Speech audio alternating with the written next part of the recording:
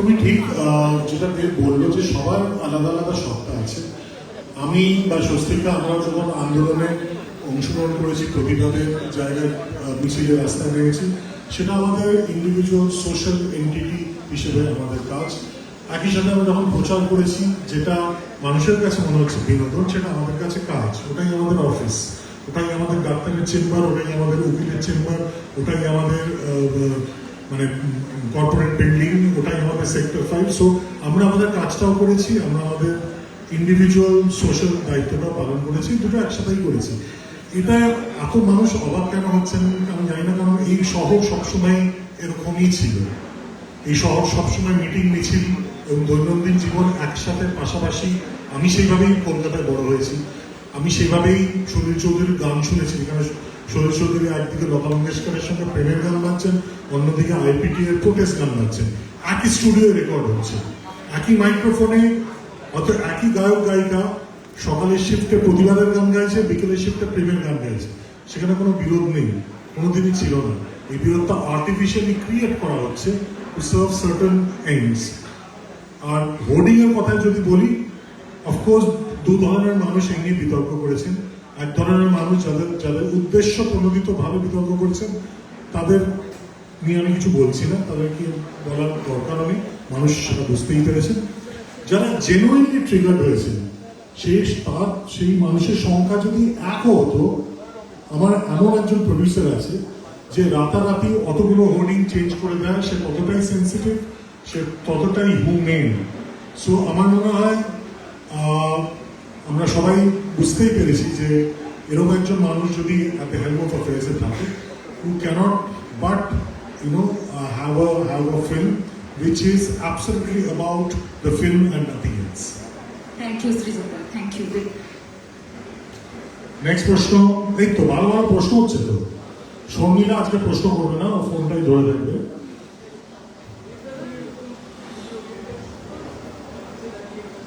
আচ্ছা, ওনাকে একটু মাইকটা দাও, সবাই শুনুন। দেবদা, তুমি এরকম ফ্যামিলি ওরিয়েন্টেড ছবির মাঝে এরকম একটা খিস্তি গালাগালি করছো শেষের ভিতরে, তো সেটা কিরকম তোমার ভয় হচ্ছে না যে ফ্যামিলি অডিয়েন্স হ্যান্ডেল করতে পারো? প্রথম কথা, ওকে ওকে, তোমার বয়স কত? 21। তোমার কেমন লাগলো ট্রেলারটা? ভীষণ সুন্দর। তো আমার দর্শক তো 21 হয়ে, যারা 21 বছর বয়স তারাও তো আমার দর্শক। এইবারে আমাকে তো সব রকমের দর্শককে ক্যাটার করতে হবে, এবং আমি অ্যাজ এন অ্যাক্টার আমারও তো খিদে যে ক্যারেক্টারগুলো রিয়েলিস্টিক হবে। যারা আজকে তোমরা কি যখন আড্ডা মারো, তোমরা কি কিস্তি দাও না গ্রুপের মধ্যে, বন্ধু বান্ধবের মধ্যে? তোমরা দেখে গেলে কিস্তি রাস্তা দাও না? ইটস নট জেন্ডার কেন্দ্রিক, এটা শুধু ছেলেরা না, মেয়েরাও দেয়। তো আমার মনে হয় ইকলা এমন একটা চরিত্র যেটা বাস্তবিক দুনিয়া থেকে উঠে আসছে, এবং আমি যেটা অনেকদিন ধরে বলছিলাম, ইকলাটা কেন আমার জন্য বোল্ড, এই একটাই কারণে বোল্ড, যে এই ছেলেটা না পড়লেই হলো মাথার উপর। হ্যাঁ, এই ছেলেটা না, মানে এর রাগ হলে ও অন্যরকম ভাবে রিয়াক্ট করে, যেটা দেব করে না। ওর ভালো লাগলে অন্যভাবে রিয়াক্ট করে, যেটা দেব করে না। যেই চরিত্রটা করার জন্য যেটা সবচেয়ে বেশি দরকার ছিল, আমাকে দেবটাকে পিছনে রাখতে হতো। দেবকে আমি বাড়িতে আর 12 তারিখে নিজের বাড়িতে রেখে আমি শুটিং এ যেতাম, কারণ দেব যদি আমার সঙ্গে যেত তাহলে এই শব্দগুলো আমি কোনোদিনও ব্যবহার করতে পারতাম না, বা এই ক্যারেক্টারকে বাস্তবিক করতে পারতাম না। I believe in my director যেই ক্যারেক্টারটা আমাকে শুনিয়েছে, আমি যখন বিলিভ করেছি আমার ডিরেক্টরকে, no matter what I have to do the character. এবং আমি যদি বিশ্বাস না করি এই ইকলাকে চরিত্রটা, তাহলে আমি করতে পারতাম না, বা এতটা হয়তো মানুষের ভালো লাগতো না। এখন ছবিটা রিলিজ হয়নি, আই হোপ কে ট্রেলারটা দেখার পর আরো বেশি মানুষ জানতে পারবে ওয়াই সো ফ্রাস্ট্রেটেড। এই ফ্রাস্ট্রেশন হলে আমরা সাধারণভাবে সব এরকম ভাবেই কথা বলি, কিন্তু হ্যাঁ, একজন নামী অভিনেতা যার 17 বছরের ক্যারিয়ার আছে, যার পিছনে চাঁদের পাহাড়, চ্যালেঞ্জ, পাগলু, টনি, প্রজাপতির মতন ছবি বা বাঘাযতীনের মতন ছবি। বাট যেটা আমি বলছিলাম, ওনাকেই বলছিলাম, আমি জীবনে এমন কিছু করে যেতে চাই অ্যাজ এন অ্যাক্টর, যাতে লোকের মনে হবে এটা সত্যি দেবী পারে, শঙ্করও হতে পারে, ইকলাকও হতে পারে, দীপক প্রধানের চরিত্র হতে পারে, বাঘাযতীনও হতে পারে, বা পরবর্তীকালে খাদানও হতে পারে। তো এইটাই ভালো লাগা যে এরকম ধরনের চরিত্র আমাকে অফার করা হচ্ছে। আবার বলে দিই, আবার কবে এটা করবো সেটা আমি জানি না, সেই চরিত্রটাকে, সেই গল্পটাকে আমাকে কোথাও মোটিভেট করতে হবে। ইটস নট দ্যাট কি আমি একটা ছবি করেছি বলে পরপর এরকম ছবি করবো, তা নয়। I like the subject and আর তার চেয়ে বেশি আমার ডিরেক্টরের উপর অনেক বেশি ভরসা ছিল।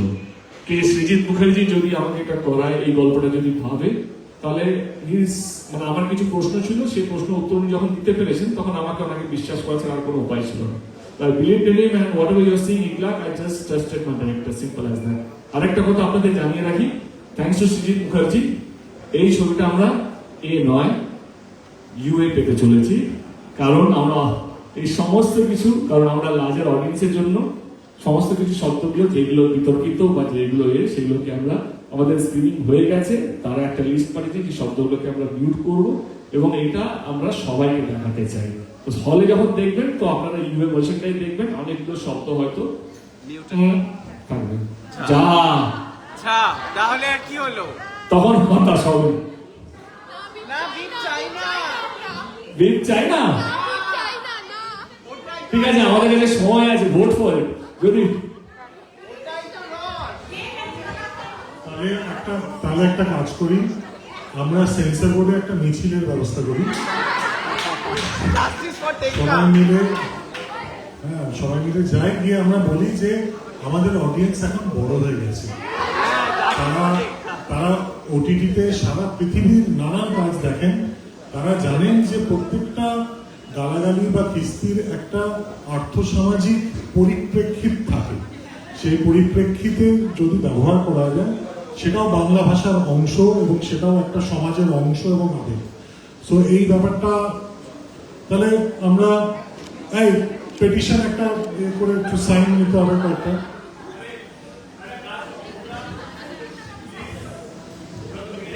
তোমাদের মাধ্যমে আজকে আমরা আমাদের দর্শকের কাছে পৌঁছবো।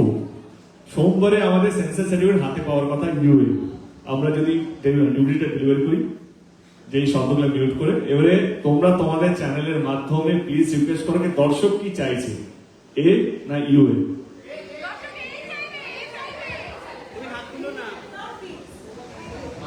না আমি বলছি, প্রথমত এটা ইউএ হবে। কেন ইউএ হবে আমি বলছি। ইউএ এই জন্য হবে কারণ অনেক সময় যেটা হয় যে বাড়িতে বাচ্চা কাচ্চা থাকলে মা বাবা তাদেরকে ছেড়ে সিনেমাটা দেখতে যেতে পারেন না। সো সেখানে আমার দেখো, সবাই তো পরিশ্রম করে মানুষের কাছে পৌঁছানোর জন্য, তো এরকম অনেক মানুষ আছে যাদের এই সিনেমাটা দেখা হবে না ইন দ্যাট সেন্স। সো আমার মনে হয় এই ব্যাপারটা দেব যেরকম আমাকে ছেড়ে দিয়েছে, তোমরা নিশ্চিন্তে থাকো, ফ্লেভার ছবির কোনো রকম ভাবে নষ্ট হবে না, বাকিটা আমি আর সেন্সর বোর্ড বুঝে নেব, ঠিক আছে? এক্সপ্রেশনটাই তো আসবে না। আমি বলছি একটু আমার উপর আস্থা রাখুন। যেই মানুষটা 22শে শ্রাবণ লিখেছে, যেই মানুষটা দ্বিতীয় পুরুষ লিখেছে, সেই যে মানুষটা দশম অবতার লিখেছে, সে মানুষটা বলছে আমার উপর আস্থা রাখুন, সব হবে, ঠিক আছে? এবিপি আনন্দর এক সাংবাদিক, মানে এবিপি আনন্দর এক সাংবাদিক নাম সুমন দে, তার সম্পর্কে একটি কথা এখানে ব্যবহার করা হয়েছে, তো তার কি পারমিশন নেওয়া হয়েছে? মানে দেবকেও প্রশ্ন আর সৃজিতকেও প্রশ্ন। আচ্ছা, প্রথমত তার সম্বন্ধে বলা হয়নি, তার প্রোগ্রাম সম্বন্ধে বলা আছে। এই ডিস্টিংশনটা আমাদের এই সময় দাঁড়িয়ে খুব জরুরি এবং সেটা মিডিয়ারও খুব রেসপন্সিবিলিটি যে তার সম্বন্ধে এবং তার প্রোগ্রাম সম্বন্ধের যে ডিস্টিংশনটা, এটা মিডিয়াকে করতে হবে। হ্যাঁ, কাজেই আরেকবার প্রশ্নটা করে উইথ দ্য কারেক্টেড ভার্সন। হ্যাঁ, কি প্রশ্ন শর্মিলা? এবিপি আনন্দের এক সাংবাদিক, তার এক বিখ্যাত প্রোগ্রাম যেটা প্রায় প্রতিদিনই হয়, সেই প্রোগ্রামের নাম এখানে ব্যবহার করা হয়েছে। প্রথমত কপিরাইট নেওয়া হয়েছে কিনা তাকে জিজ্ঞাসা করা হয়েছে কিনা। কি সুন্দর, তাহলে তুই তো পারিস ঠিক প্রশ্নটা করতে, দুষ্টুমি করিস না। যাই হোক, ব্যাপারটা হচ্ছে যে অবভিয়াসলি পারমিশন নেওয়া হয়েছে, অবভিয়াসলি কথা বলা হয়েছে এবং এটা তো গোজ উইদাউট সেইং। এটা এখন যে কোনো সিনেমা বা ওয়েব সিরিজের যে পোস্ট প্রোডাকশন, সেই পোস্ট প্রোডাকশনের একটা এসএমপি বলে একটা প্রসেস হয়, সেটা এসএমপির অংশ। সো অবভিয়াসলি আমরা এসএমপি ফলো করেছি, পারমিশন নিয়েছি এবং এই যে সাংবাদিক উনি অসম্ভব মজা পেয়েছেন, কারণ ওনার সেন্স অফ হিউমার ভয়ঙ্কর ভালো। উনি খুব মজা পেয়েছেন এবং খুব হেসেছেন এবং হাসি মুখে সানন্দে পারমিশন দিয়েছেন। একটা বিতর্ক মিস হয়ে গেল, চলবে না এইটা তো খুব, এটা কি হলো?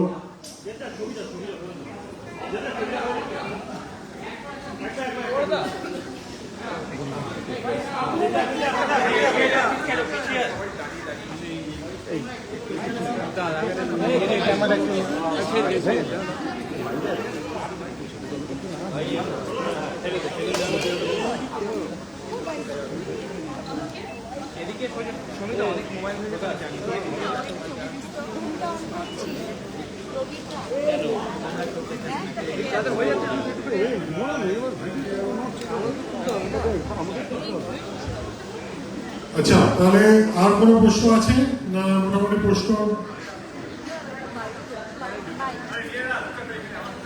হ্যাঁ বেরোতে হবে, কারণ ইন্ডিভিজুয়াল ইন্টারাকশন বোধহয় হচ্ছে কি হচ্ছে না। আমায় যদি কেউ ইন্ডিভিজুয়ালি কিছু প্রশ্ন করে আমি আমার পরের কাজ নিয়ে কথা বলবো। না না,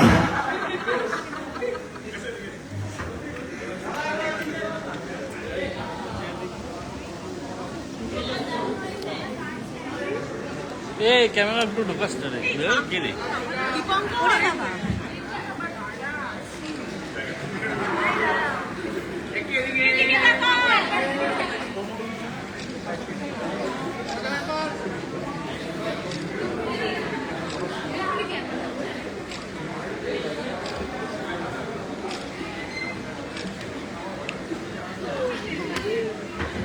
আচ্ছা, তো তাহলে প্রশ্ন আর নেই তো, জেনারেল প্রশ্ন আর কারণ? তাহলে আমরা নিজ নিজ কাজে যেতে পারি।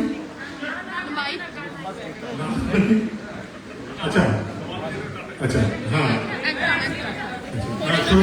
সব যাও।